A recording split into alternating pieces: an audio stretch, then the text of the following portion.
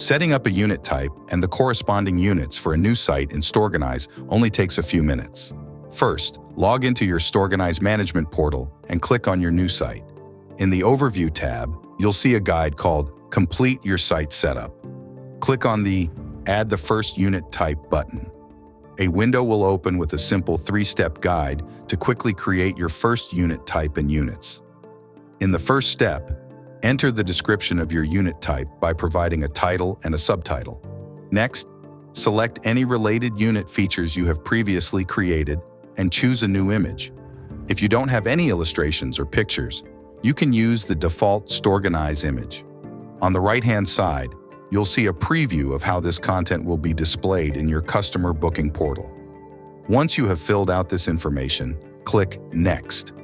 Here, enter the desired deposit and rent amounts. If you do not charge a deposit, simply enter 0 in this field. After entering this information, click Next.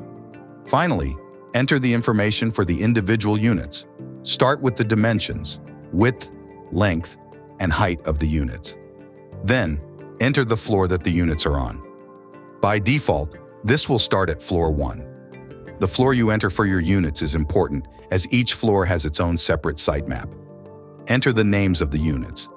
You can create multiple units at once by entering the first and last numbers of the unit names, separated by a colon. For example, if you enter 101:120, you will see on the right-hand side each unit that will be created. This example will create 20 units, starting at number 101 and up to 120, each with identical dimensions, pricing, floor, and description information. If you need to edit any of this information, you can click back to the different tabs. Once you are satisfied with the content, click the Create Units button.